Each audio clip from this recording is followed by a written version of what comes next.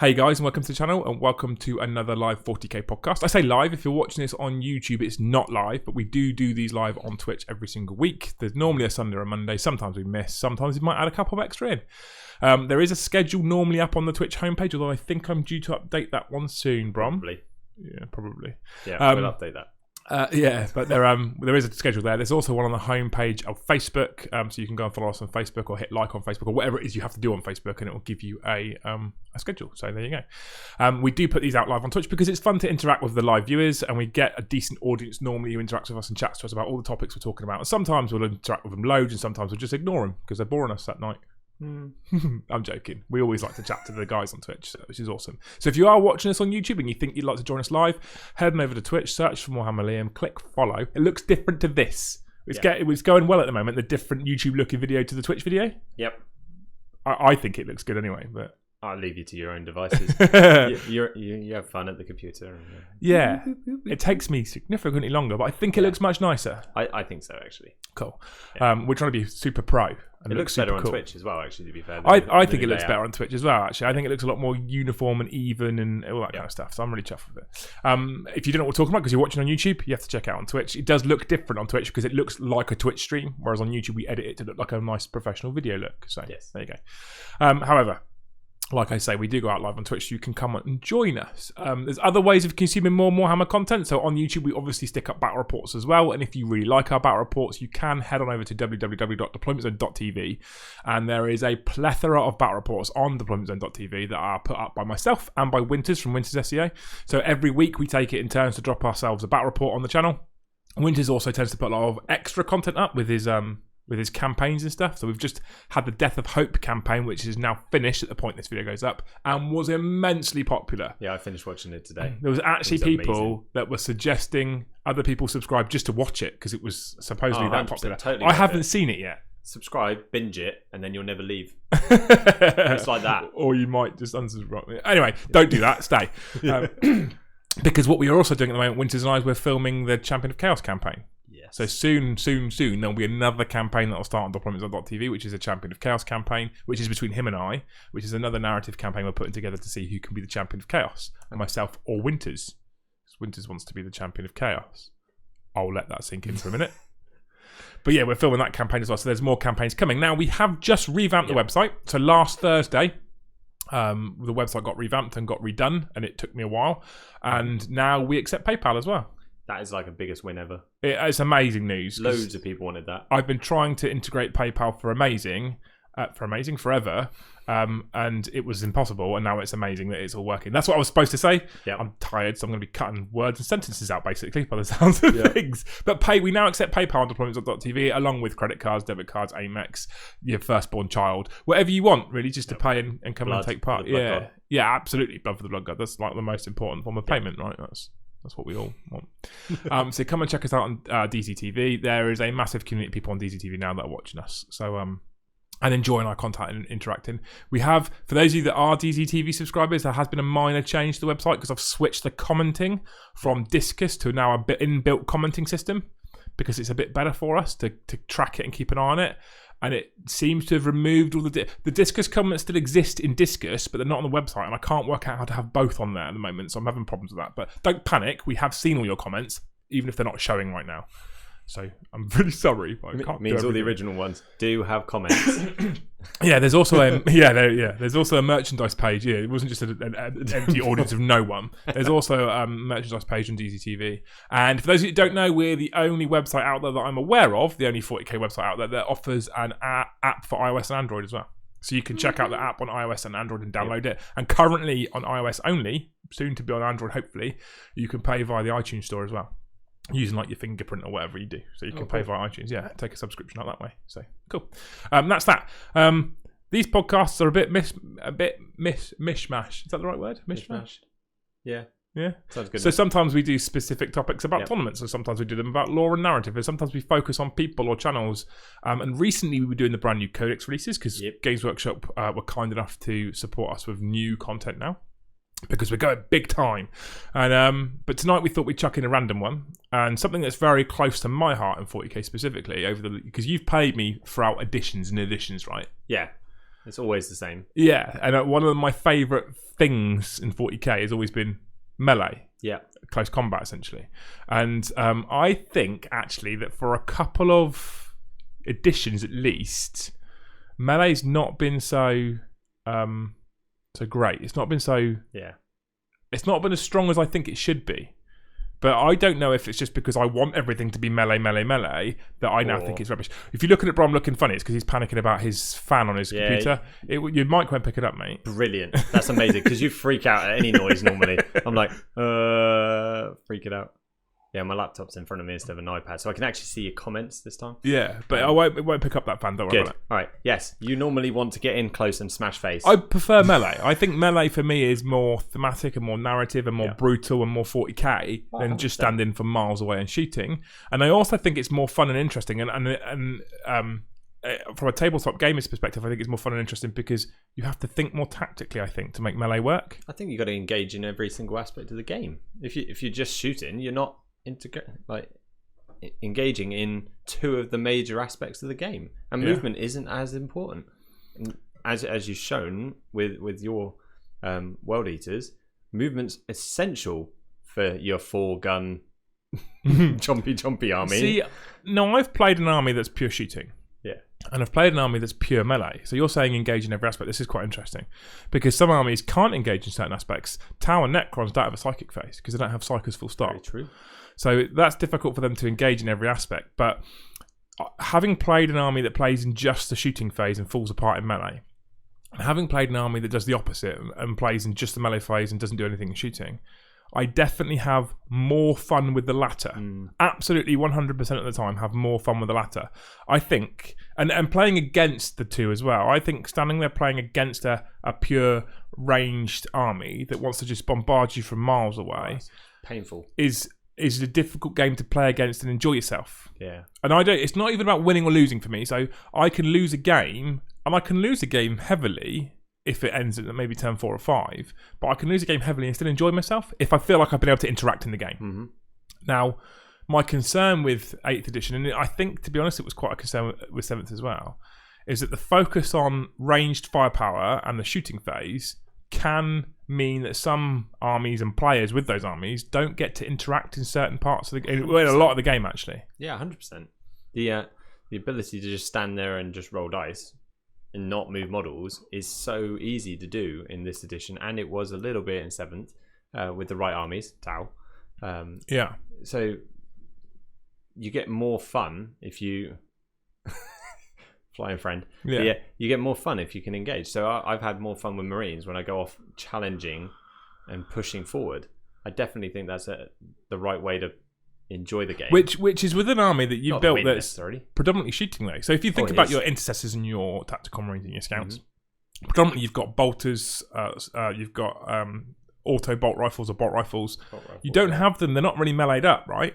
And yet you still prefer pushing out and pushing forward. Yeah. And I think you'll probably, maybe I'm wrong, but you'll have significantly more satisfaction from 5 marines punching 5 orcs to death than shooting them from afar. I want to be shooting them then charging in.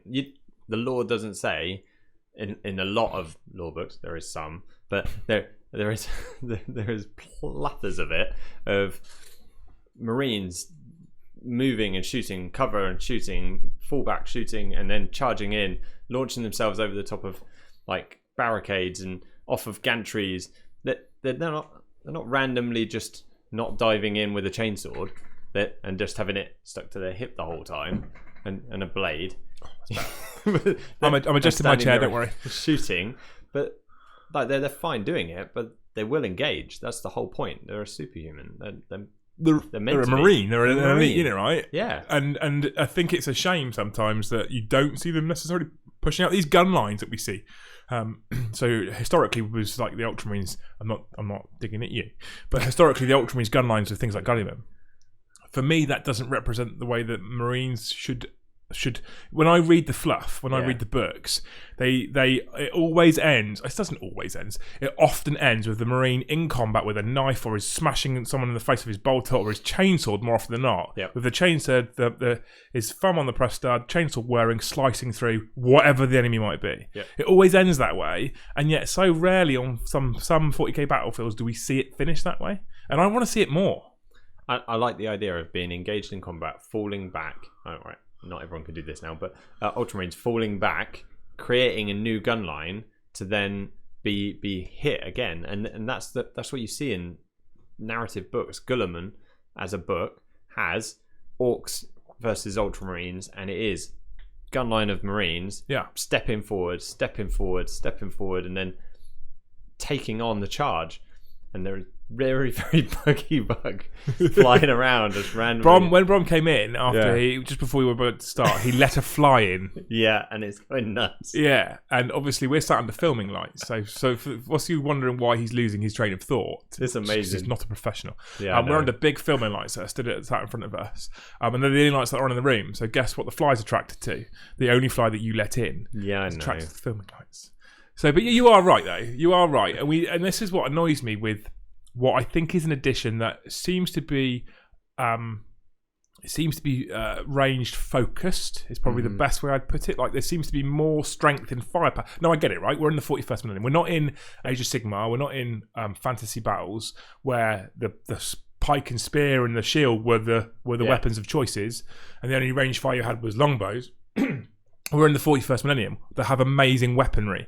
They have the futuristic arsenal weapons of the Tau. You've got the Gorse flaying weapons of the Necrons. You've got the laser weapons of the Eldar. We're in the 41st millennium where guns rule. I mean, let's be honest. When you talk about modern warfare, even in modern day 2019, do we talk about people fighting each other with swords? We don't. So I get that we're in the 41st millennium, and I get that logically, scientifically, we're going to go more towards long range because armies prefer long range because it protects their people and they don't have to be close up. But we're not in the real world. We're in a fantasy world where chains or swords with chains on them exist. So let's use this. Now, I actually think this is where I was going to go with this podcast in the first place, actually. Yeah. I actually think GW are now starting to try and encourage that. I think they are, definitely. Yeah. Shock Assault and the whatever your chaos one is, hateful assault, I think, or hateful. Yeah. It's definitely a movement towards encouraging those units to be engaged because they've now got enough tax to do some damage and maybe potentially can do some damage. I don't think it's the way I would have done it. That's interesting. So you said that today, right? When we were talking about this topic today. So personally, I love Shock Assault as a rule. I think Shock Assault is a really clever rule that is easily applied to everything with a Heretic Astartes or Astartes keyword, for example, that makes them instantly more viable in melee. And the reason why I say that is because one of the other minor flaws, I think, with 8th edition, and I do genuinely think it's a flaw, is weight of dice win. Full stop. No matter how big your gun is, weight of dice will win. And because of the way 8th edition is established and the way 8th edition is set up, even things like Imperial Knights, if you have enough las guns pointing at an Imperial Knight, you will do a significant number of wounds. I mean, don't get me wrong, you need hundreds, but you can do it. Now, in 7th edition, that was impossible. A Strength 3 las gun couldn't wound an Imperial Knight, which was front armor 14 or whatever. You're going to get distracted all day, aren't you? I am. It's okay. So yeah, a Strength 3 las gun. This episode 3 of our new podcast is Brom fighting a fly. So Strength 3 las gun in 7th edition couldn't wound a knight, and I think that was negative for the game because, like I said at the beginning of the podcast, any game in which you cannot interact in certain phases is bad. Yes, and if you're fielding masses of guardsmen because you think you like the Zulu kind of look, and you then suddenly can't interact when you're fighting Imperial Knight player, I get why they've changed it, but that then brings in the problem that weight of dice wins. Yeah. So volume of fire does a significant amount of damage. So what they've done with Shock Assault is they've applied that theory that weight of dice wins to melee, and they've given it to Marines. Yep. And you're looking at Intercessors now, where your Intercessor on the charge, or if he's charged, has 3 attacks. Yep. That's quite like some elite units have 2 attacks. I'm not saying it's a bad thing. From my Marine status, I like being able to play with it and having extra attacks. It's not what I thought. It was quite a broad stroke brush to something that I thought maybe should have been applied to more combaty units. So Reavers, Reavers didn't get better for me. I like Reavers, and I will play Reavers, but they haven't got better. They've just so they're not more combat-y because Intercessors changed as well. So the whole line just moved up. So an Intercessor starts off with 2 attacks base. Yes. Right? A Reaver has 2 attacks base. A Reaver has a combat knife which gives him 3 attacks. It does. And then with Shock Assault he has 4. So before, Reavers were above Intercessors for assault because they got 3 attacks over 2. Now they get 4 attacks over 3. Yeah. 4 attacks is a significant number on a unit that can also infiltrate. And now you've got lots of other things. I mean, I know we're focused on Marines. It's because it's a new codex, and it's one of the earlier fixes we've seen now, I think, for melee. But you're now looking at an army that can take traits and warlord traits and stuff that mean your assault distance or charge distance is less.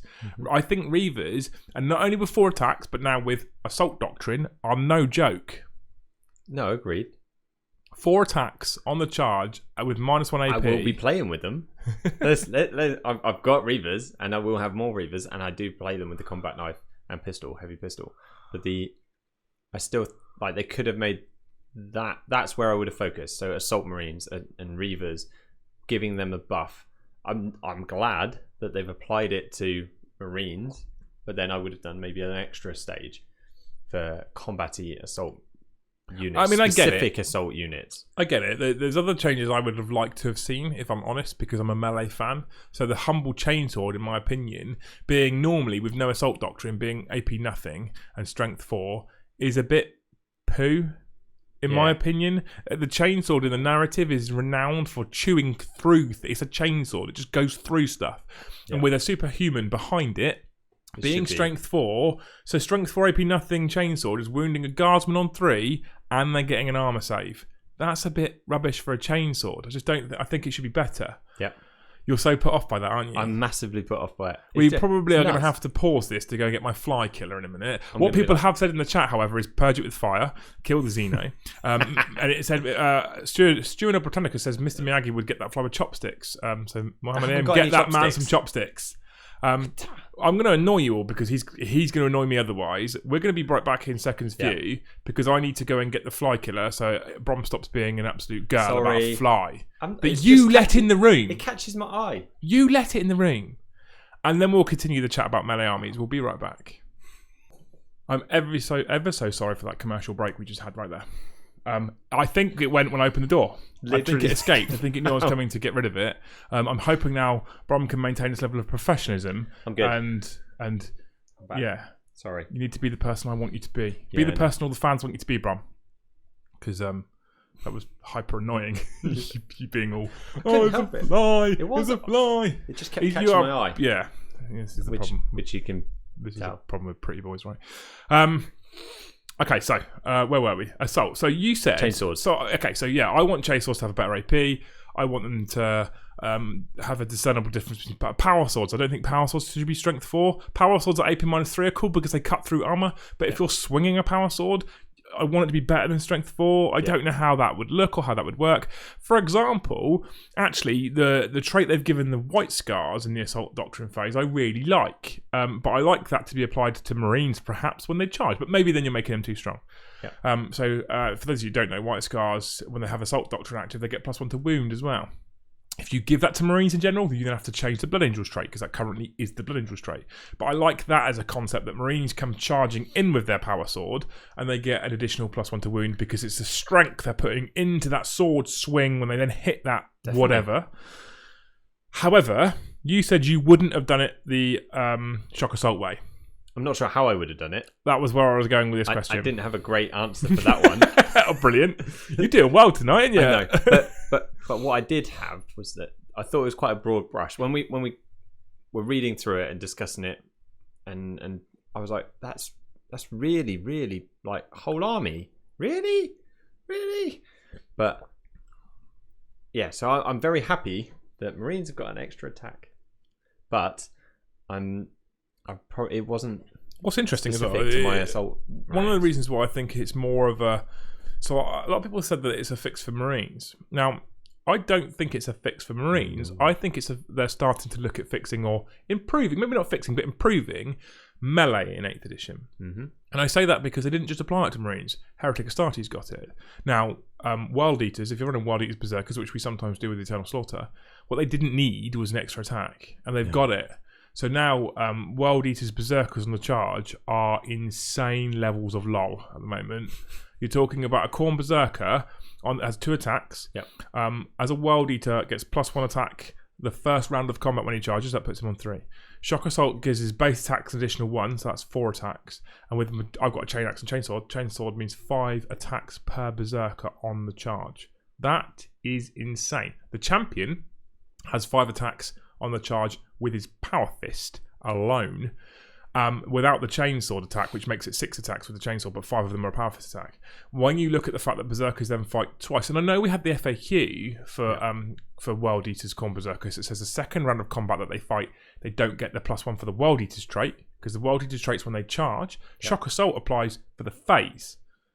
So if a World Eater Khorne Berserker is having 5 attacks, including the Chainsword, when he charges in the first round of combat, you lose the World Eater one. That's 9 attacks per Berserker per fight phase on the charge. It's just nuts. And actually, with World Eaters Khorne Berserkers, you don't get the World Eaters trait if you don't charge. But when you're charged, you still get to fight twice in the fight phase. That's still 8 attacks per Berserker per fight phase if you're charged. So they didn't need it in the first place. Nope. We already kind of had it, which is why I'm thinking this is more of a let's improve melee slightly and try and skew the balance a little bit back to it being a bit more of an even playing field. Yep, definitely. Because what it means is if you are getting overwatched by, say, Tau, and Tau's overwatch is pretty devastating, as we all know, arguably at the point at which you then make combat with less people, because Overwatch stings when you're shooting with Tau, you're going to have more attacks. Yeah. So it doesn't hurt so much that you're losing a couple of blokes on the way in. No, I think that's definitely the way that they've started to improve and tempt people into the assault phase. Obviously, you're never going to lure in Tau and Necron into that phase massively. Some Necron units, but Tau don't really want it. Really? Now, there is a problem that I think a lot of GW's rules changes are based on what's going on in the competitive scene.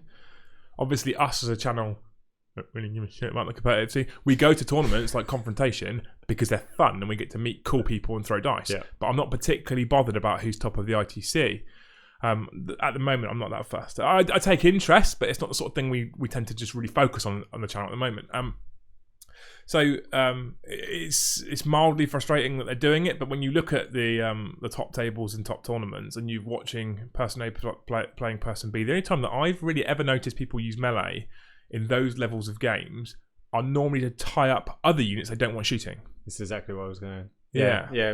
As soon as you approach that is exactly why people do it. And it was, there's very few Marine armies now that can back out and do anything. It's Ultramarines only. Yeah. So it's not like it was. I'd have to double check actually. It's not even a successor chapter trait. I don't think. No. So it's Ultramarines only. Yeah. Can fall back. So Marines are stuck in there as well now. So good. I mean, they were anyway before. But Ultramarines have got it even better now because Ultramarines used to not be able to fall out with things like Land Raiders and tanks, like Dreadnoughts. Predators, like that, yeah. Now they can.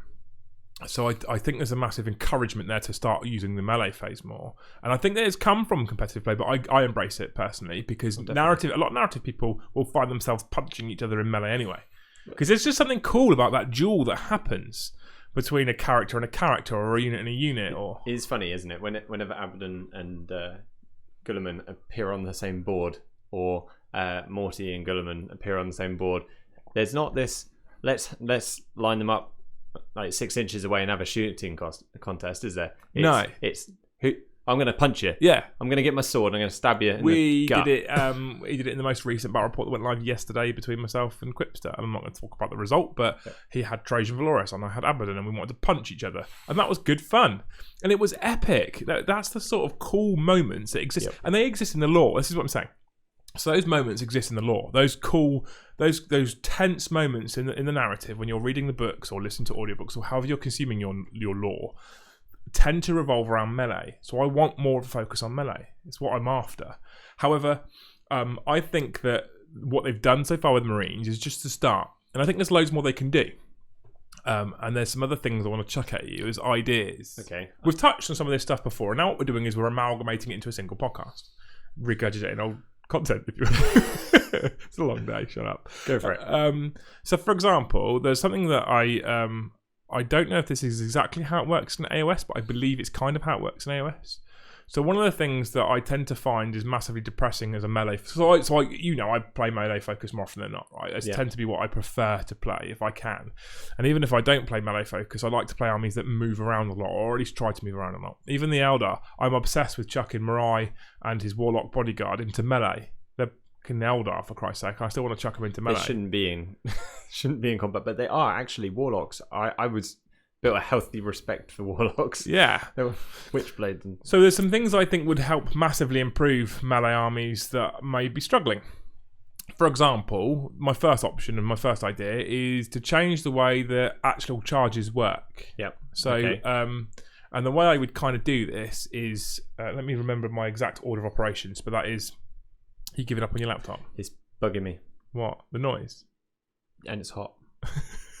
It's all right, guys. Keep going. He's well focused tonight, you can tell. Oh, I'm on it. So the number one way that I think I would start to fix the problem by changing the way that the charge phase works. So what I want to happen in the future, that's much nicer. What I want to happen in the future is that when I roll to charge up to say my charge distance is 8 inches from you. Or actually, let's take one of the most common ones. There's a thing that was shared on our Instagram story recently about the percentages of or the percentage success rate of charges at 9 inches. I think 9 inches, the percentage was like 13% or something stupid. It wasn't very high. 100%. So the percentage success rate of charging from 9 inches, which is where we all normally come in from reserve, is low. So I think, why not, when you roll your charge distance, as the controlling player, you can choose if you want to move up to including that charge distance. So my charge distance is 9. Ooh, my charge distance is 9 inches. I roll 2d6 and I get 5. Now, current 8th edition 40k, I rolled that 5. I fail my charge.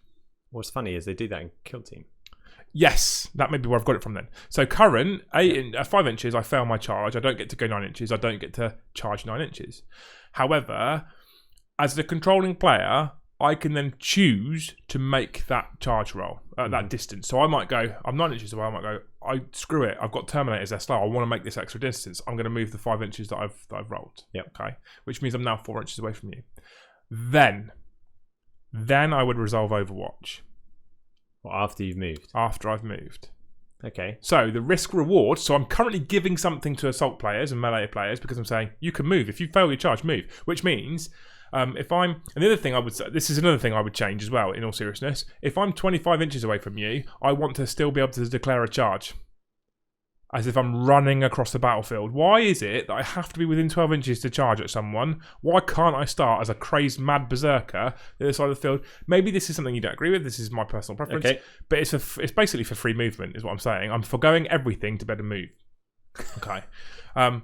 So let's take that bit away because people might not agree with that for now. So let's say we keep the restriction of you must be within 12 inches to declare the charge, but whatever you roll, you can move up to that distance. Now, so I'm giving movement to assault players that they haven't currently got an 8th. Yeah. So what I'm saying is, at the point in which that charge move has been completed and you've decided I am going to move my 5 inches, then your opponent gets to fire his Overwatch.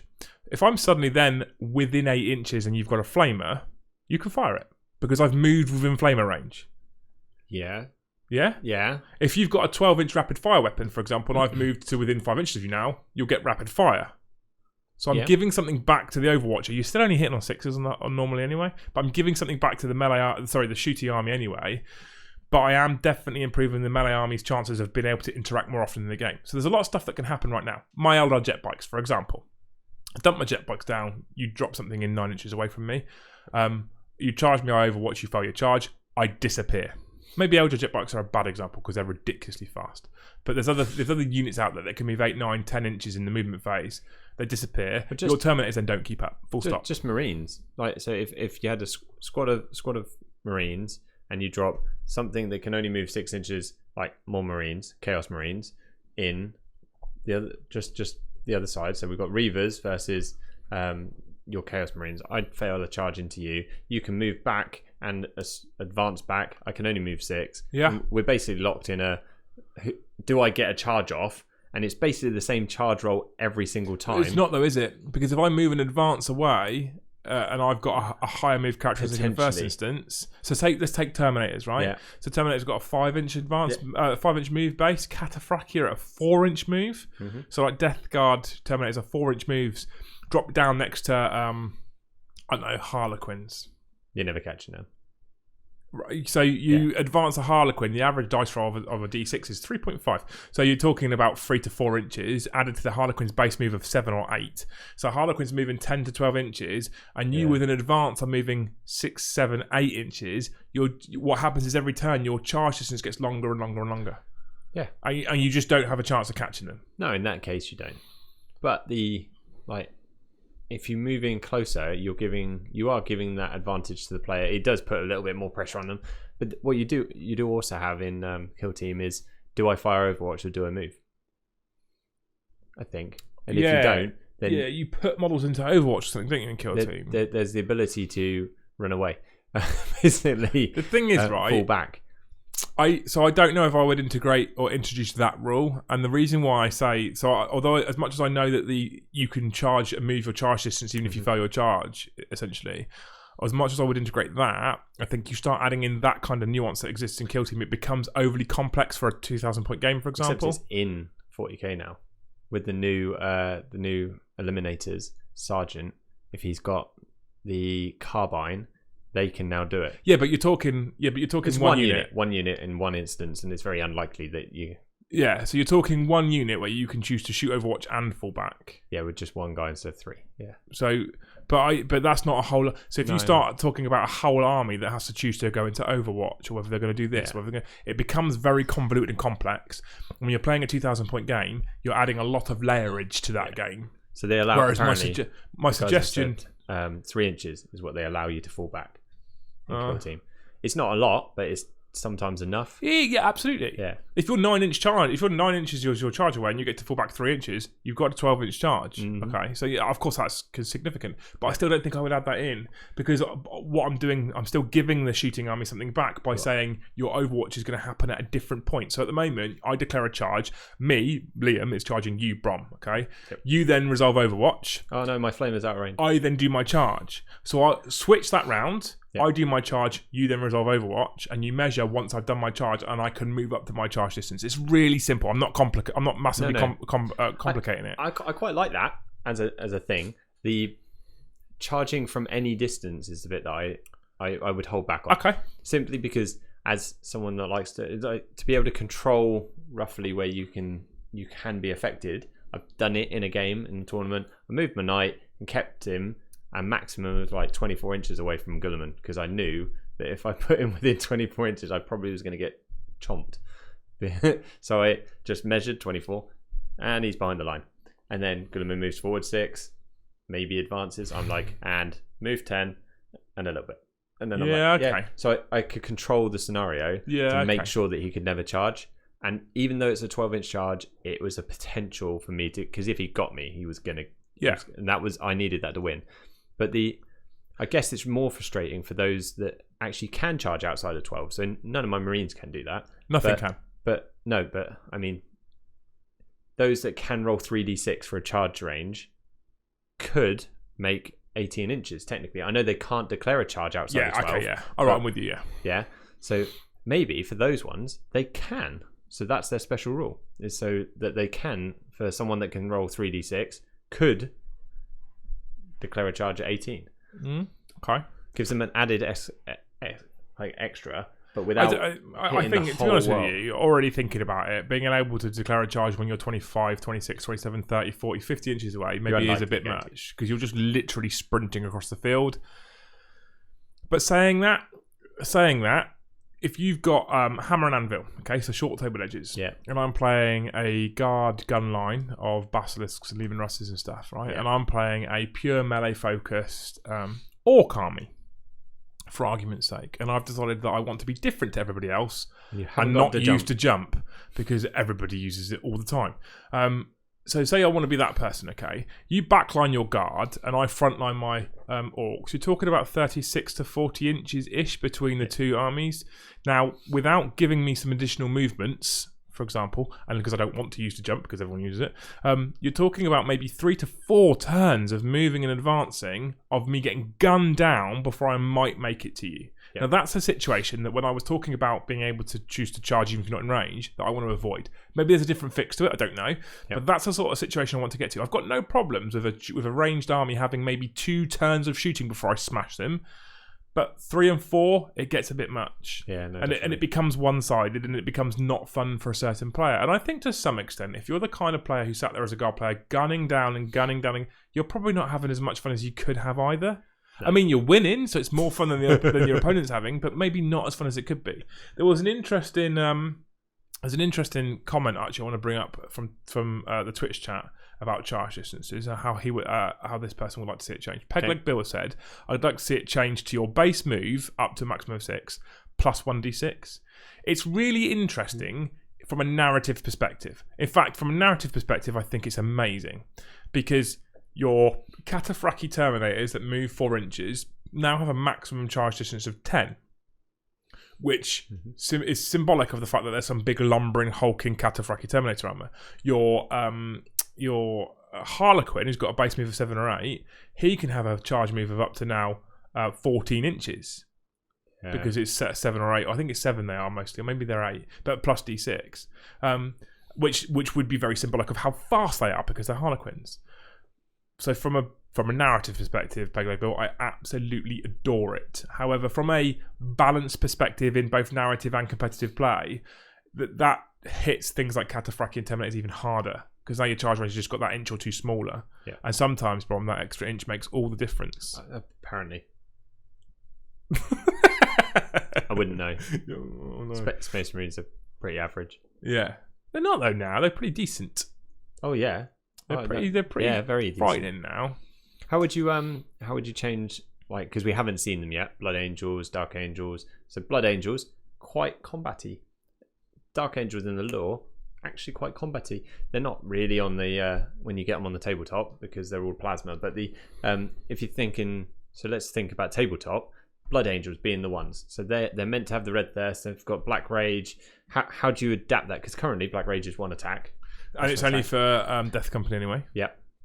So how do you make them more choppy? Or do you not? Do they just get standard Marines and get the red thirst? A lot of Blood Angels units are instantly more choppy because of their profiles. Like Death Company get extra attacks and stuff. And you can kit them out with loads of weapons. There's a couple of little things. So the fix that I've just suggested is a generic fix for the whole of 40k. And I think that instantly would help Blood Angels anyway. But then say, for example, you allow Blood Angels to do something like switch from Devastator to Assault Doctrine and skip the middleman. So you can hit Assault Doctrine on turn 2, instantly makes them better. You can't come in from reserve till turn 2 anyway. So the fact that you can go, because Blood Angels will already get +1 to wound on the charge like White Scars, but what you're saying is actually Blood Angels, you can do that from turn 2 with your AP -1 as well. I like that a lot. I do genuinely like that a lot. There's other things I would like to see with the Black Rage, which could be a bit different. Where I don't know, argument's sake, and this is where I have to be really careful because one of the things that makes 8th edition amazing is that it's people are going to laugh at this currently with the state of the game. It's relatively simple compared to 7th, right? So I like there's certain things that Dark Eldar have, like Power from Pain and stuff like that, which I really love, and it's an ability that applies to your whole army. So with Power from Pain, you start off with a benefit of, or no benefit of something, and come turn 2 you get a benefit, and then turn 3 you get another benefit, and one of them might be +1 strength, and one of them might be +1 attack, and one of them might be 6 up for no pain and stuff. I like that idea to represent the Red Thirst and the Black Rage. Like turn 1 you just as you are, and then turn 2 you get +1 attack, and then turn 3 you get +1 attack and +1 strength, and turn 4 you might get additional AP. And this is what I'm saying about maybe I'm overcomplicating it a little bit because I'm adding bookkeeping into your whole army. But if you're applying a single rule to the whole force, it's quite simple really, because that's what we do with Drakari. And in fact, Drakari, not everything gets Power from Pain, so actually it's more complicated than what I'm suggesting for Blood Angels.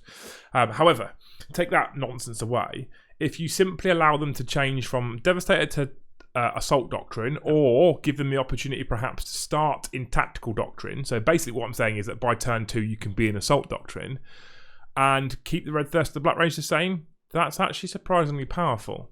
Yep. Because you're saying that from turn 2 on, from the turn your jump pack Marines, your Death Company, whatever it is, from the turn they arrive, Sanguinary Guard, you're going to be +1 to wound with the Red Thirst, and you're going to have +1 attack because of Shock Assault, and you're going to have AP -1.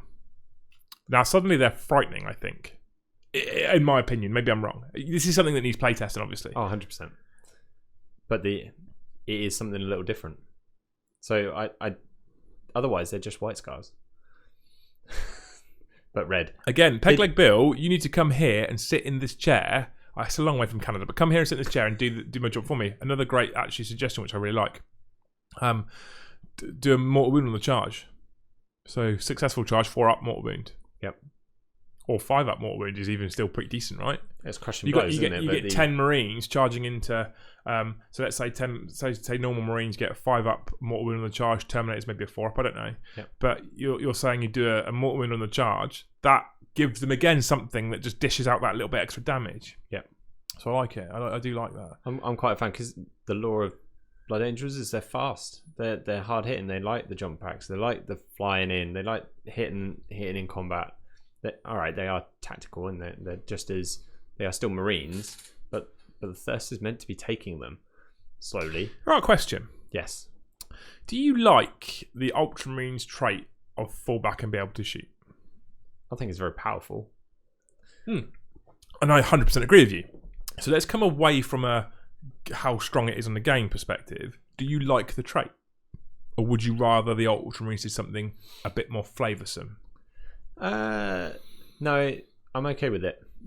I can't think of something that would be better. They've got a couple of like abilities that they can do where they could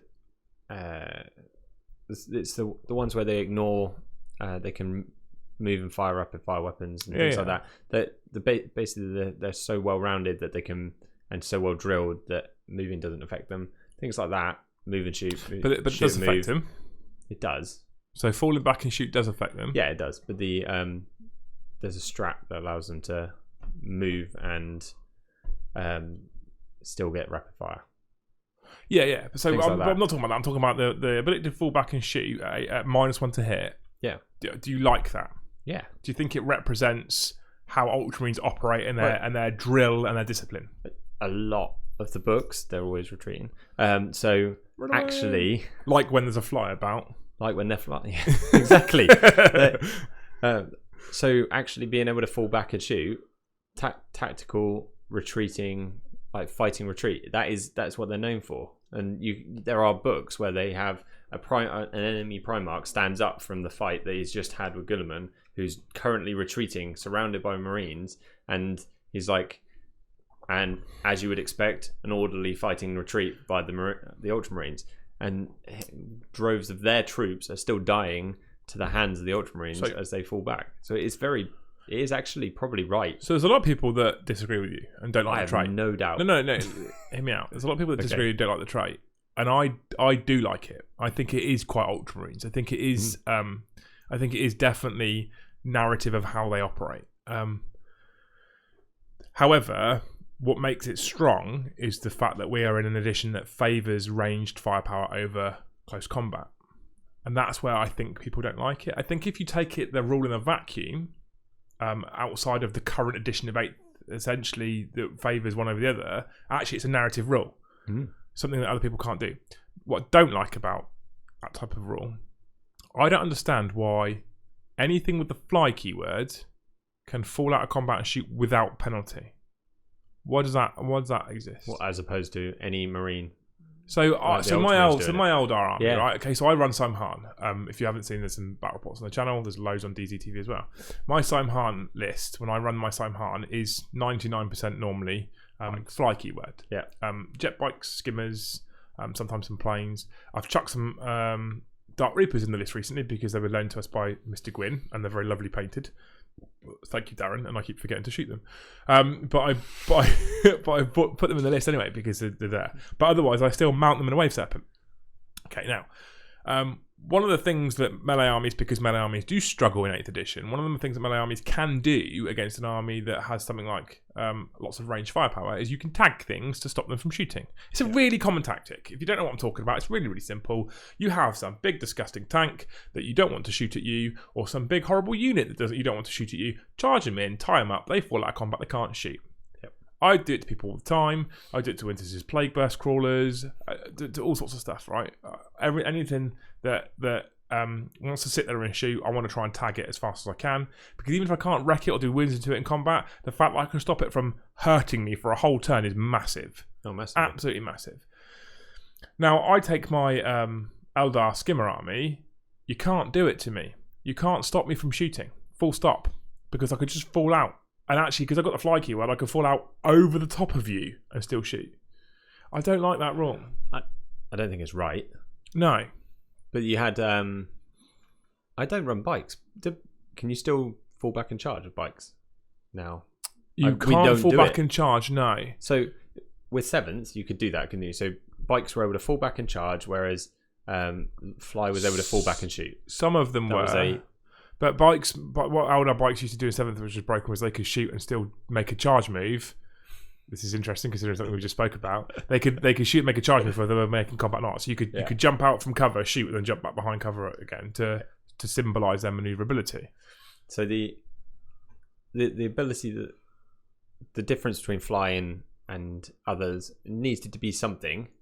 What can fly do other than move 12 inches? Or is 12 inches strong enough that giving it fly... You can already ignore terrain and other models.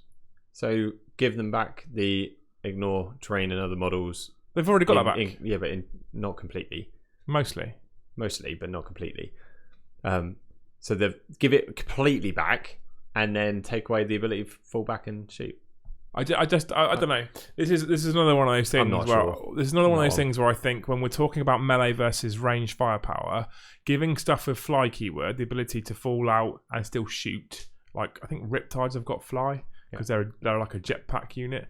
Fire prisms, night spinners, Eldar jet bikes. There's loads of Drakari stuff like venoms and stuff. All this stuff, repulsors. Space Marine repulsors. Don't get me wrong, I'm not trying to nerf Space Marine suddenly. I mean, they're strong now, but all these things have got the fly keyword, which means if you try and tag it in melee, it can just drop out and keep shooting. It's a bit. I just think it's a bit naff because actually being able to get to something and tag it, that you should be rewarded. 100%. Okay, and if you're tagging someone's Leviathan Dreadnought, for argument's sake, or someone's Plague Burst Crawl, if you've got to the point where you can tag it, you should have a reward there. You've tagged that. Well done. He ain't going to shoot at you for a turn for whatever reason. There are some other nuances that annoy me a little bit, like how a Termagant can tie up a Land Raider. No. And how we balance that, I don't know. How we fix that problem, I don't know. Why, if a Termagant was scratching the front of a Land Raider, could suddenly it not shoot its 4 last cannons? I don't know. That annoys me. Well, it depends what colour it is. If it's blue, it clearly can fall back and shoot now. Yeah, of course, yeah. But any other colour apart from Ultramarines blue, if a little Termagant's scratching at the front, then you can't... That's my best Termagant impression, by the way. Terrible. I learned it from Mikey P. Yeah. Nom. Exactly. And he can't shoot. And why is that a thing? And now they've got aircraft as a thing. Actually... They could nerf fly a little bit, allowing aircraft still to fall out, because aircraft can fall out of any combat unless they're in combat with the fly keyword. Can't they? So if they're in combat with another aircraft, they can just the aircraft fly keyword thing's weird. Yeah, it's odd. So if you are within an inch of an aircraft, you can just move on like normal. But if an aircraft is within an inch of you, they can fly off. Yeah, absolutely. So it's only if you're in combat with a fly keyword against an aircraft that they'd have to fall back.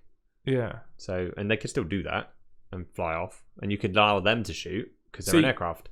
Buck 1973 said repulsors add 2 to charge distance. Yeah, basically, if you're charging a repulsor you have -2 to your charge distance for the grav up wash. I like that kind of rule. So even for I think that's a better kind of rule for things like my skimmers. There's a grav up wash, you're charging in, there's this big grav wash coming down from the skimmer, so it's harder for you to charge me. And I'm saying that from someone who plays as a melee army, as long as if I then do make that charge and tag that fire prism or repulsor, you then don't go, yeah, don't worry about it, mate, you've scratched me, and then I drop back 3 inches and blow you off the face of the board. What's funny though is you don't charge the thing next to it and then consolidate into it, because then you don't have the -2. Yeah, of course. But we're not talking about cheesy tournament tactics here, Brom. Oh. But nonetheless, like I like that as a rule. Yeah. In a standalone. Yeah, definitely. I like that as a rule. Add in the fact that, like for example, for a repulsor, you've got -2 to charge, and then I can just fall back and shoot you. I don't like the fact that you like. And the thing is, I think so. So your trait as Ultramarine, does this not piss you off, right? Your trait for Ultramarines is that you can fall back and shoot at -1, and my whole Simhan army can do that anyway. Yeah, but you're Elder. That, Tricksy little buggers. That shouldn't be a go-to. No, it shouldn't. And there is a thing, right? Yeah. And then this is a Winters thing, and he'll be watching this video and he'll be coming out, I get to do everything. And I so 100% agree with him. And you say, okay, I'm going to take my Marine list that's not Ultramarines, but I'm only going to take units that have got jump packs or are in repulsors or the new Rhino, and that's it. Yeah. Then I think then I'd be pissed. Because you've got my trait, but better, and you've got someone else's trait. Yeah, but you've got a shit army at that point. We haven't. We have. How many people are fielding just jump packs and repulsors? All right, fair. but it's the same. In fact, you've got a legal army at that point because you haven't got troops that have got just jump packs. I could have intercessors in my transports. No, and then you can't tie me up, and then I can drop back, get out, still shoot the crap out of you. So what you're saying is, it does annoy you. Because actually, someone could. Only when I think about it, as you've just proven, someone could run a pure Marine army with battalion that is mounted all in repulsors with jump packs and land. But no, if you're taking land speeders, you're rubbish. You're a hero, but they are crap. Yeah, so I just don't think as a Simhan player who and I'm a melee person anyway, I can already fly over everything in front of me. I can already move insane distances. If I pick up an objective that is 3/4 of the way across the battlefield from me and I've got a squad of jet bikes, I can get there.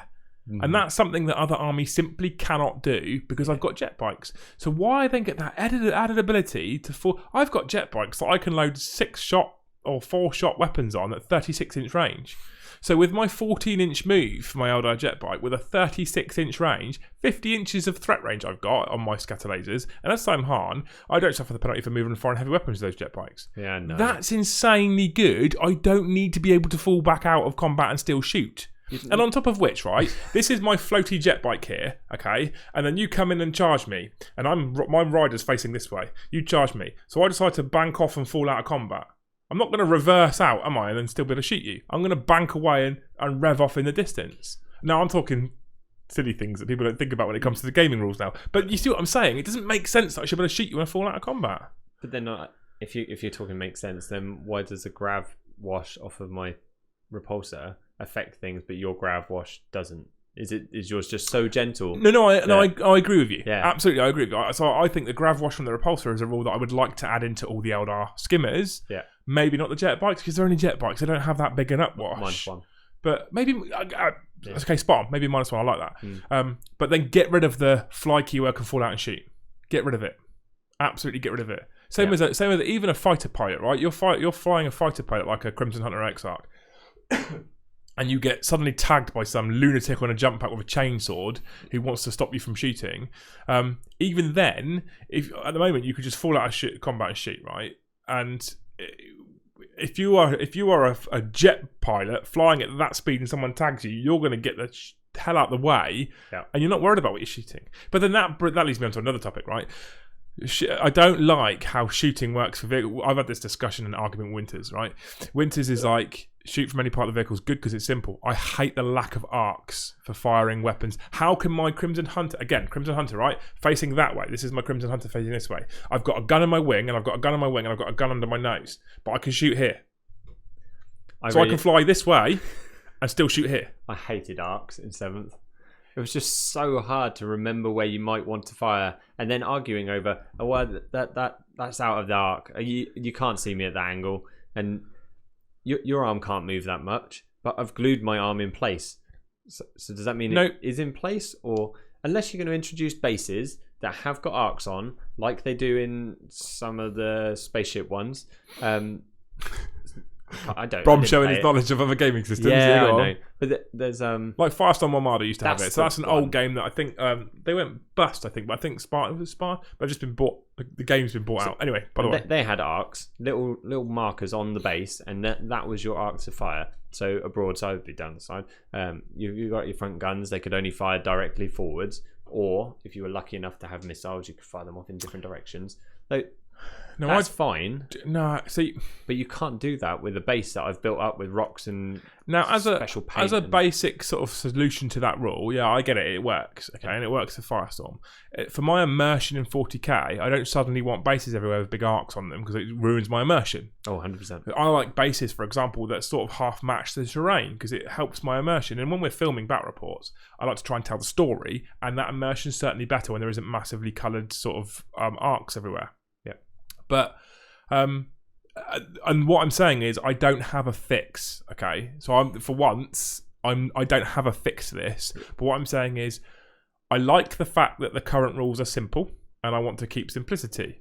I don't like the fact that you can fire out of a tail and hit someone's. I suppose it just doesn't make sense. If I parked my Land Raider in cover, so on cover, and just poke the nose out, and then I can fire every weapon at you. Makes you itch. And then I'm 50% obscured and I get cover. There is an argument from some people that actually what it's doing at this point is it's moving. So it's basically demonstrating a dynamic battlefield. Yeah. So if you stick in your example, if you stick the corner of your tank out at the front, this is a tank and a plane and all sorts of jet bike. If you sit the front of your tank out the corner of the building, and you can shoot, what you're actually showing dynamically is your tank's pulled out, pivoted, shot, and pulled back again. Perhaps I get that, but that's not how it works for me. And the other thing that annoys me about it is that it remove, and this has been discussed in Discord actually. I think it was discussed quite a bit by Sorcerer Dave. Is it removes an element of tactical play now that you've lost firing arcs and armor values or armor facings. Yeah. How we fix that, and the thing is, there's a massive part of me that's really glad it's gone. Like really glad it's gone because there's no arguments. Because if your Land Raider, any part of your Land Raider can see the Guardsman or the Orc, it can see it. Full stop. If a piece of my model can see a piece of your model, it can see it. It can shoot. There's no arguments. There's no arguments going. Oh, I don't know if your last cannon, which has got this really weird arc thing on the side of it, can actually see that Orc because your front's a bit pivoted the wrong way and you might have just forgot to move it. So I 100% think that's better. I'll never argue that fact. Same as arguments that used to exist where you go, oh, I think I'm in your rear arc. Well, no, here's my lines. You're just in my side arc. No, I think I'm in your rear arc. That's gone. Yeah, that's only a positive. I guess from your point of view, you've always got the movement before, and if you're planning and playing the game properly, you probably want to think about what you're going to shoot while you're moving. So you move it, you plan where you're going to shoot, so you've arced your tank into the right direction. You know where the guns can fire at that point. Nothing you as the defender can do, the person that's going to be shot, can alter that. I'm in full control of where my tank goes and which arc I'm firing from. So that's fine. The hull point arc, I definitely hated. I hated it because of that exact argument. I think to be honest with you, I think they have the same flaw. Oh yeah, definitely. Because what you're doing, the rule book it was doing it back in the day was encouraging you to draw essentially imaginary lines, and that's the problem. Is the second you now, let's be honest, right? In all seriousness, however, one thing I will state: imaginary lines for arcs and armor values and stuff, when you're playing narratively with friends, for us was never a problem. No, it wasn't. Ever. It was never a problem. Nope. It is a level of complexity that some people don't want. I get that. But when you're playing narratively or you're playing with friends, it was never, ever an issue. It became an issue because of the famous competitive player. Because there'd be arguments about whether you're in a side or rear arc. There'd be arguments whether that turret could or couldn't see your sponsor and could or couldn't see your the model that's trying to shoot at. I don't have a fix. My honest answer is I don't have a fix as to how I would like to see it in the future. Mm-hmm. I liked the fact that there was what I didn't like necessarily was how the rule existed. I liked the fact that it gave you the extra layer of tactical complexity in how you thought about your game. So now a player doesn't have to think about how he's lining up his tanks or his fighters. He just sticks them anywhere and they can shoot at any angle. And I do like the fact that it does show dynamically the planes banking around the field, etc. But there's a level of tactical layer that's been removed from it, which I don't know. Yep. Do you see what I'm saying? 100%. And I don't know how we add that in. And this is what I'm saying about if we hark right back to one of my first rule changes where I say that if you roll to charge, you still get that extra distance, but you don't have to move it. You can move up to that distance and then you do Overwatch. I'm adding in a very thin extra layer of tactical complexity. As a charging player, I run my charges since I fail to get within an inch of you, but I have this choice to make now as to whether I do or don't move the 5 inches that I rolled. That makes me think about what I'm doing. That adds a little bit layer of tactical decision making, which is something that a little part of me think is missing or isn't as in depth as it could be in 40k. Yeah.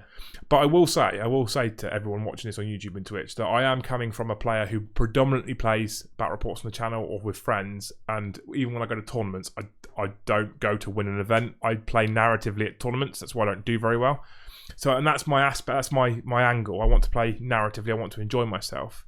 So for that aspect, adding all this extra complexity in doesn't work. If you're a tournament goer, if you're an event player, if you like competitive play, then you're probably looking at me going, "Shut up, idiot," because it doesn't really work for that.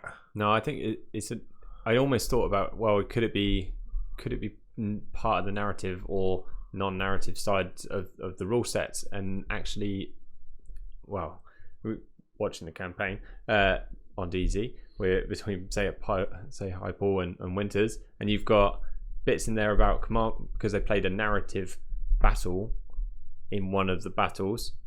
Not giving too much away. So, and yet, actually, you have to watch to find out. There's like being able to use strats more than once was massively powerful, and so they dropped some of the rules, but not all of the rules, and I don't know whether you could have an extra layer on top of the current rule set. Yeah, and that's, you don't want three layers, do you? This is what I'm saying. This is what I'm trying to get at, right? I don't have the answer. I'm not going to be one of these channel presenters who sits here and says, "This is the answer. This is how you fix it." I don't have the answer. No. I most certainly 100% back my. If you roll your charge, you can choose to move that distance, then fire Overwatch as another fix on top of the. If 8.5 edition came out now and they said this is something we're doing, I'd be 100% behind it. I think it's a great choice. But that's because it's my idea, so I'm going to say that anyway. But I just think that's a good fix. It doesn't break combat armies too much, doesn't still break shooting. But what I'm basically getting at with this podcast, what I want people to comment below on YouTube is that how do we encourage more melee stuff to exist? And I don't want the balance to tip to everyone wants to be in combat all the time. No. I want it to be that. We talk about balancing the game in general, army to army. What I want to do is balance melee to range firepower to a degree, so that melee is still strong, melee is still powerful, and armies like orcs and world eaters and tyranids that aren't all, because you see tyrannid based lists that have just got big gun bugs across the back of the field and mortal wound brain bugs, and that's it. And I'm like, what? I don't want that. I don't want to. That's not tyrannids to me. Is sometimes they shoot better than Marines. Pointy bugs. Nom nom nom. Yeah. It really is. Yeah, that's what I want to see. It makes me sad. Yeah. So, how would you sort out the assault phase to help Tau and Necrons? Help maybe Tau? Not. All right. Tau don't need to be helped in the assault phase. Tau's assault phase finishes in Overwatch. I'm assaulting your Tau. I'm overwatching with my whole army. Your assaulting unit's dead. All right. So we're leaving Tau out of this. Moving on. Necrons. How would you help Necrons? Because they've got a few units that actually like combat wraiths, but the rest don't really. They're quite gauze heavy. They don't die. Necrons are really interesting, actually. Necrons are one of those few armies that sits in this weird position for me personally. Again, people might shout at me. For me, the rules for Necrons are spot on. Yeah. The drama for Necrons is the points values. So what they do, for example, is they factor in things like reanimation protocols to things like destroyers and immortals into their points value. So their points are quite high because they can essentially get back up. But when you're only running a unit of 5 immortals, if someone decides to focus fire on that unit of 5 immortals, you're probably going to lose them all. The second you lose them all, they don't get back up. So there's a couple of things you can do to change that. You can say that even if the unit's wiped, you can still roll to get them back up maybe, but that's probably a bit too strong. Yeah. Or you can drop the points so you get a few more models for your points. So if they don't quite finish killing the whole unit and one's left of remaining, you can roll to get them back up. But I don't see Necrons, their rules as an issue per se against melee armies. All they need is a minor points tweak. I think maybe what we might see if they get another codex is a bit of a rework in general, because they've been in a bit of a shitty place. Been in a slump. In 8th Full edition. slump. And to be fair, with the way that the old Reclamation Legion type stuff was in 7th edition, they were silly strong back then anyway. Mm-hmm. But they should be good, don't get me wrong. But I don't think the Necrons rules are that much of a problem. So the only other one that sprang to mind when we were thinking about, like, when you broached this topic on us, was like the demons, and specifically sort of demons that are there just to tie you up and not die. They don't have any output. They're just, it's so... You're talking about Mikey from Hellstorm's Plague Bearers. Typically Plague Bearers that Mikey ran. And I've played against Nami at the last confrontation with my knights, and he just tied me up for the whole game. I couldn't kill enough of them, and they just daisy chained between me, and there's free movement everywhere. I mean, that was great. I like the idea that they don't die. Again, narratively speaking, Plague Bearers just swamping opponents and not dying is narrative. Okay. Does it make for interactive? Absolutely not. Absolutely no, it doesn't. No. But then, having said that, let's take your Marine army against, for example, that type of Plague Bearer we list. Now, considering you're talking about the team event, so he probably picked you as an opponent because he knew he could slow your knights right down. So that's in a different vacuum because it's a team event. Take your Marines. Suddenly, you've got 40 Marines, for example, in your army. With Shock Assault, you've suddenly got 40 more attacks. Yeah. So you're going to die a bit quicker. They've already helped you out a little bit with 40 more attacks. I'm not saying that it is the fix, but not just them. Aggressors gained an extra attack. So there's little nuances all over the place. It just gives you more numbers. Yep. So you might have a better time against Plague Bearers. So you played Mikey from Hellstorm with your Marines against this Nurgle Demons. That same list now has already got more attacks. Yes. Because of what you've got. So you're already likely to kill more Plague Bearers than you did in the past. And it might not be blows, but it might be enough to make that difference, which is quite interesting. Some of the combinations for things like Plague Bearers is just silly, in my opinion, and how many they can bring back. But it is narrative. So I like it. I was just... it was one of those things that has a different way of playing the assault phase and the fight phase. It's a different spin on it. So they're not actually out after output. They're just after not dying, tying people up, stopping them hitting you. Should they have rules that can reduce the number of attacks that you can do to them? Maybe, because they are disgusting and very very disgusting and very resilient. It's disgusting. Yeah. And resilient. So part of their resilience could be to actually -1 attack from their opponents. Or is that too much? I think it's maybe already with their 3 rerolls to... I don't think huge hordes of Plague Bearers are currently suffering in this edition. They're boring as hell, but I don't think they're suffering. I think they're still in an okay place. And as much as they are boring, they're narrative. They're mind-numbing, slow, don't die, don't decay, have sometimes some superhuman, abhuman strength type stuff. Yeah, I don't think they're a massive issue. One of the things that when we're talking about focusing on melee armies and things like Plague Bearers, which has been brought up by Madzaza, I think, he's talking about, for example, his Carnifixes. I took 4 Carnifixes and the close combat was absolute... rude word, if they didn't do all their damage in the charge. This is something else that I think what I would like to see addressed across little units within 40k. A Carnifix is a Carnifix. A Carnifix should be able to peel a Land Raider open. It's a Carnifix. And they can't at the moment, and that annoys me. There's some other nuances that exist. Certain close combat beasts that have like 5 attacks that don't have the option to do, for example. So they've fixed it with a lot of them. A lot of them they've gone, you have a base loaded attacks, which are your your knights, right? You've got 4 attacks that are strength stupid, damage loads, and that's what you're going to want to use if you're taking on a Land Raider or another big tank, because you'd be wounding it on 2s or 3s and loads of damage.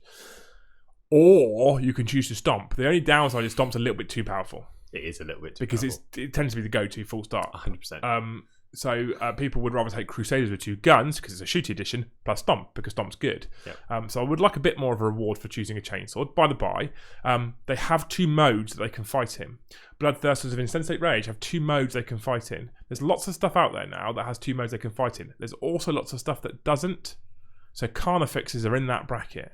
So Carnifexes get like 4 or 5 attacks with their monstrous scything talons. Done.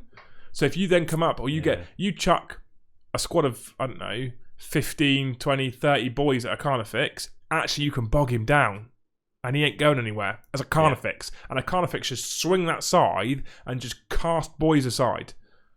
Like you do at the weekend. Just cast boys aside.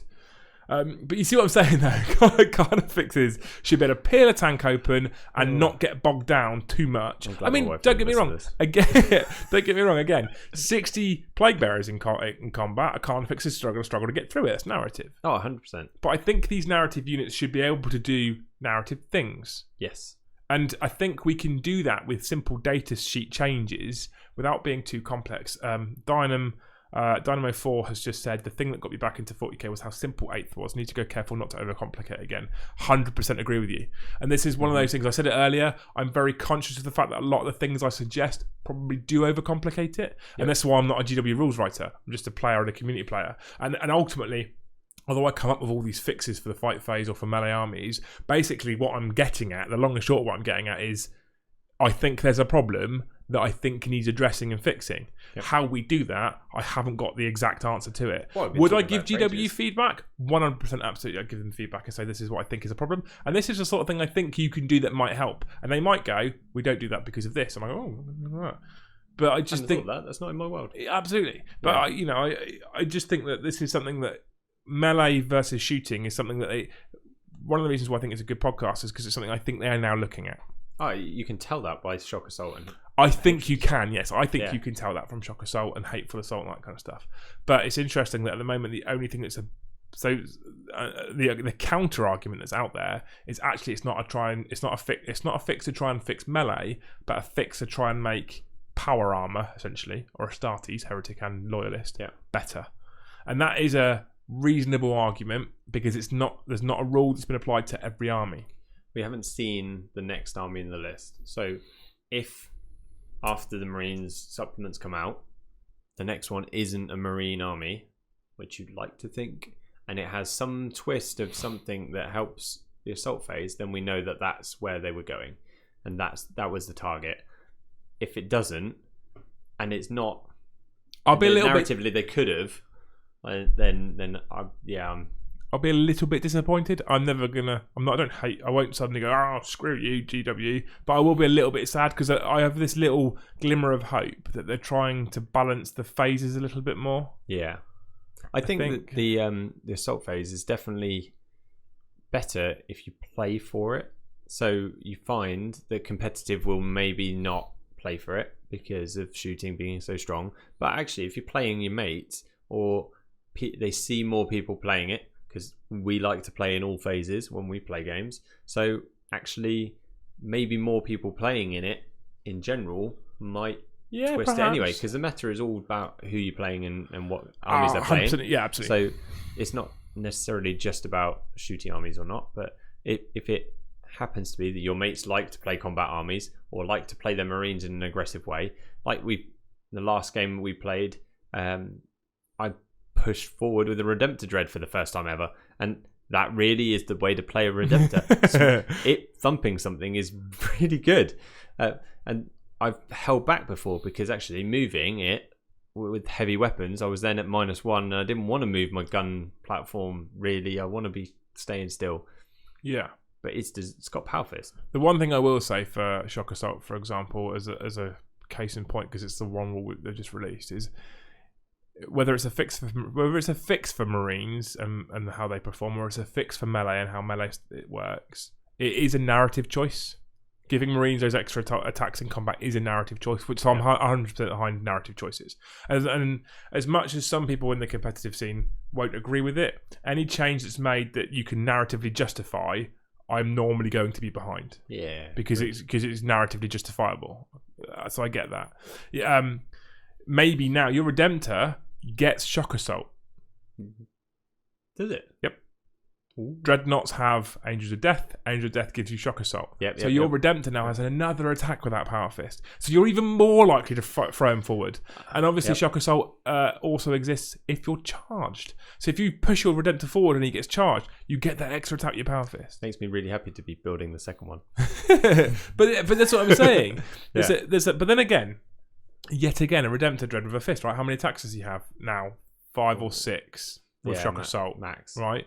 But so you chuck him against 15 to 20 boys. Still bogged down. He's going to struggle to get out of that. Yeah. Okay. And that's the sort of thing that I'm looking to. But a dread, I don't know. Is a dread big enough? All right, some dreads are big enough to have 2 modes of combat. I don't know. If he's got a big old like you get it with some of the demons with their big old scythe, like war scythes and or big scything talons for the nids. Those things should have 2 modes potentially. A dread swinging his arms around, if it's just got 2 cannons on, would be it probably shouldn't, and it's not big enough to stomp. But Power Fist, swinging a Power Fist, maybe having a Power Fist on a dreadnought Power Fist probably could have 2 modes. I don't know how. I think there's a difference between swinging your Power Fist and maybe you go, okay, if you're going to swing it, you're going to use base strength, maybe AP -1 at best. 1 damage. Yeah. Okay. And if you're going to use your Power Fist mode, you get your ×2 strength, AP -3, flat 3 damage, or whatever it is that the Redemptor has.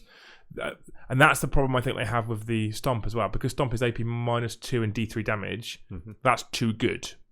Yep. Okay. So even if it was maybe AP -1, maybe a single damage.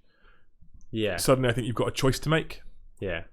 I don't know. Again, we're going to go into a whole different world now. But again, I don't know if you can keep us on tangent. Yeah. We need to finish things. I'm tired. But I don't know if that's either of those is a decent fix. But you see what I'm saying. So this is things where stuff that is designed to do well at melee. Maybe you're giving it something else to make it that little bit more reliable in melee. And that's the thing. A lot of ranged firepower stuff is reliable. Mm-hmm. And that's why people like firepower, because it's quite reliable. Whereas even things like a Redemptor, fully kitted out, he's got a lot more ranged shots than he has attacks in combat. Oh, a lot. I don't see why you can't say that whatever their attacks characteristic is, you've got 2 modes. You've got the number of attacks with their main weapon, or you can double that number of attacks, but they will have this type of profile, which isn't as good, isn't anywhere near as good. So you're not going to choose that number of attacks to fight a Land Raider. Of course you wouldn't. It's a stupid idea. But Power Fist is -3 D6 damage. Yeah. So with 4 attacks, 5 attacks. So 5 attacks with Shock Assault. So if you say for a Redemptor, okay, you can instead have 10 attacks. Okay, your base strength is 7 with Redemptor. Yeah. And it's ×2 for a Power Fist. Yep. Yeah. So with a Power Fist, you've got 5 attacks at strength 14, or you can have 10 attacks at strength 7, AP -1, 1 damage. Yeah. You're never going to hit a Land Raider with that. Suddenly you're getting charged with 20 boys. You're going to go 10 attacks. You might kill 7 or 8 or 9. Significantly better than the maybe 4 or 3 you're going to kill your Power Fist. How ridiculous is it that 20 Orc boys hits a Redemptor Dreadnought and he can kill 3? Yeah. That's a bit crap. Do you know? He's a Dreadnought. He should be able to crush more than just 3. You're going to use 1 to bowl over 5 others anyway. And if they're clever, they wrap you. So that even if you are Ultramarines, they're not stepping out. Can't step over. And I know it's the most competitive choice, but there's nothing in my world, there's nothing sadder. Some people will get upset by this. There's nothing sadder than seeing a Dreadnought with 2 last cannons and missile launchers. For me, that's not a Dreadnought without a Power Fist. For me, so don't kill me, YouTube. A Dreadnought without a Power Fist isn't a Dreadnought. It's a walking tank. It's not a Dreadnought. A Dreadnought has a Power Fist. I'm keeping my opinions to myself. Good. So, but I agree. But you don't. I run a macroplasma. How many people run macroplasmas out there? Really? You're not going to. You're going to run the heavy assault. Because it is a better choice. Because it's numbers, right? Exactly. The heavy onslaught Gatling cannon will be the way you go forward. Because why wouldn't you want 12 shots over my D6, which is always a 1? Yeah, and that's something else that is interesting. So one of the biggest, we're going well off topic. How salty is this? One of the biggest changes they made from 7th to 8th was getting rid of templates and replacing template weapons with D3, D6, 2d6 damage weapons. I like it for simplicity. Yep. I hate how unreliable it can be. So Yeah. I like the ones where you like it's a certain damage, but it's minimum of 3. But what I would like, I like that. Yeah. That's the difference. So when you've got a D6 number of shots weapon that's then D6 damage, that's too swingy. Yeah. Have D6 number of shots. I'm all about that, because what no one's ever done, which is quite interesting, is no one's ever worked out. You got your pie plate of Doom in 7th edition, okay, and you would roll to scatter 2d6 and a scatter dice. Now, what would be interesting would be, and I suppose this is probably impossible, but what would be interesting would be to work out how many hits would hitting models with that template that scatters would be compared to rolling d6 shots, for example, and which one would be more reliable. You I wouldn't mind betting it's a little bit more surprising than it was. When the new codex came out, you went, now you can bring your Vindicator D6 shots. back. It's d6 shots with d6 damage. Yeah, which is better than it was with D3 shots and D6 damage. Agreed. But again, a Vindicator shell, why would a Vindicator, in my opinion, if a Vindicator shell hit something, why would it ever do 1 damage? It's a Vindicator shell. Yeah. It's a siege breaker. You would expect it to do minimum 3. So why, as a neutron laser on the Gadroon Crawler, able to do minimum 3 damage, but a Vindicator shell doesn't? So we've already given Vindicator D6 shots now. Imagine if we took that same Vindicator now and went D6 shots now at strength 10. Yeah, I think so. AP -4, D6 damage, but no less than 3. Vindicators suddenly become very appealing to people. Yeah, maybe not game-breakingly everywhere, but they are definitely more likely to appear in my list because they're actually quite a cheap option as well. They're not expensive, 70 to 90 points sort of thing.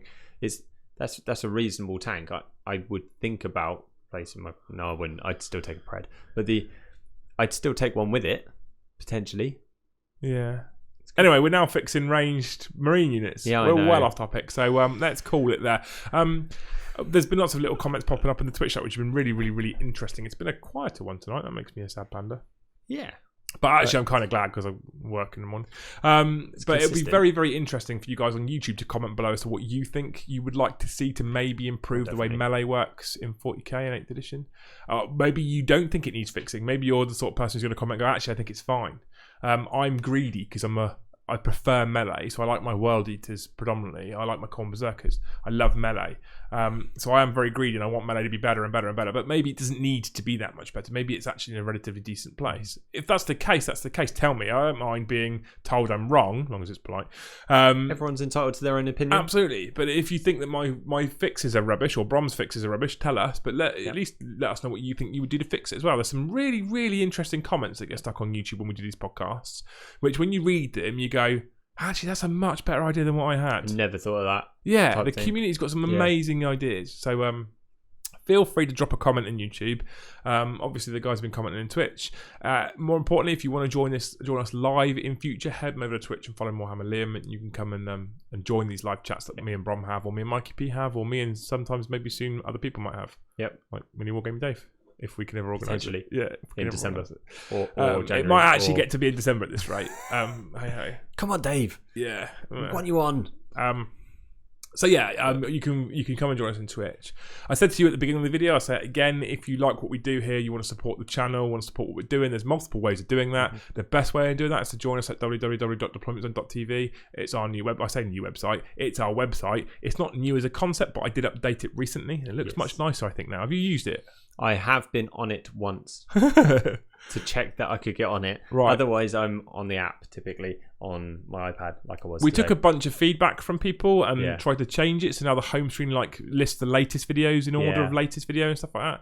So we've done some changes from feedback that we've had. I haven't been able to fix all the problems that people have had. Like for example, one of the ones I'm fixing or trying to fix at the moment or looking into is basically people saying that they can't come back to resume a video where they left off. Okay. Really annoying thing that's going on that people can't do that. But by the way, it's improving all the time, and we now have PayPal access for people, so you can pay via PayPal if you want to come and join us there. Talking about PayPal, there is on the screen on Twitch donations that are being shown from all the legends that have donated to us before. If you want to donate directly to the channel for whatever reason, because for example, we're looking at potentially now in the future upgrading the computer to be able to edit in 4K. If you donate, that will go into a fund that's for a new computer in the future. But don't worry about it because there's no rush on that. It's just if you want to, if you feel like it, if you want to be the Demperor's champion. Who doesn't want to be the Emperor's Champion, right? I think everyone wants that, don't they? Yeah, absolutely. So you can donate to the channel. Otherwise, the other best way of supporting the channel is via Patreon. We've got an army of patrons. We've had a load join up this month. I know. I mean a load. And they are all nuts. busy in our hobby Discord. It's a 24/7 Discord with people from all over the world. And they're organising games and meetups, etc. It's a great place to hang out if you just want to talk hobby with people anytime, night or day. If you want inspiration, you want help, you want rules advice, you want to learn the game, actually, it's really good for that as well. Ridley is there all hours. He is. We also have a D&D zone, so Warhammer is starting to branch out into D&D. Yeah. And Mikey P runs a D&D zone, and there's loads of other stuff going on. So come and join us in Discord as well if you don't want to join us in deploymentzone.tv, but you should join us in there as well because it's amazing. It's quite hard to keep up with. But Discord. There's always someone with something going on about a project or sharing something, and it could be from any level as well. So we've got people in there like Martin Waller who paints professionally gold demon standard, very, very high quality, to me with my Ultramarines showing you how to paint blue. They're very pretty Ultramarines, Brom. They are, actually. You should be very proud of them. I am proud. And Brom now has a brand new Instagram account. I do. You can find him at Warhammer Brom and hit follow, and you'll see lots of his blue Ultramarines. And then we've got Warhammer Mikey as well for Mikey P. Yep. Where you see nom. We're going professional with this now. Yep. We're starting to take over the world. Yeah. So check them out on Instagram. Give those guys a like and a follow. Why not? If you haven't subscribed to us on YouTube already, do, because that's growing as well. It's just going really well. I'm really chuffed, and you guys are the reason why. So you guys are all legend. Thank you so much. Big thank you to Mikey for joining us tonight. You're a hero.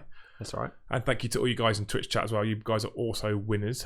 Just for coming along and hanging out with us on this live show. Hang around after this, Twitchers, and we'll have a quick chat. I want to give you some updates. Why not? Some of you have hung around long enough to deserve these. But otherwise, we're going to go raiding Mohawk Minis because he's a legend anyway. And we'll have to come up with a saying. I like that part. But yeah, the last shout out goes to our sponsors, Element Games. You guys are awesome. Thank you very much, Element. We're off to Element at the end of the week. Yeah. In 4 days' time, we're driving up to Element. Yeah, so keep your opinions on YouTube when this goes live, because we'll be busy playing games with Ultramarines. Well, I will anyway. Well, this will go live on Wednesday, but yeah. Yeah. Lots of opinions online. And then come and say hi. And we'll be playing with different people. Regulars will be there. Well, you can only come and say hi if you bought a ticket. But there is that. Yeah. Because if you haven't got a ticket, you won't get in. Yeah, actually, and the bouncers, I've been told, are very, very scary. Yeah, it's Matt. Yeah.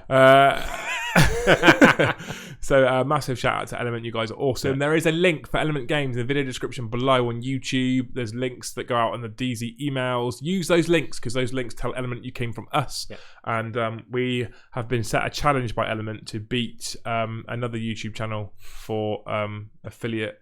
Matt already thinks everyone comes from us anyway, so no, you just need to prove it. Yeah. So anyway, that's about that. Anything you want to add, Brom? No, I'm all good, mate. You're really looking forward to open day. There was one final request before we go. The Claw said, I want Quipster and Brom on the podcast to question my sexuality. I think we can make that happen. He's not that far away. We should get him in here, and then you can sit in the host seat, and Alex can sit there, and you two can do a podcast. Yeah, that'd be good. Yeah, I could do that. And I'll just stand over there, just trying to put you off. Yeah, well, that went. What are you going to do? Just dangle a fake fly? Yeah. So maybe we could do that. Okay, that'd be cool. Okay. That's everything. Check out all the stuff we've talked about. Check out our other latest podcasts. There's more coming. Thanks very much for watching, and we'll see you in the next one.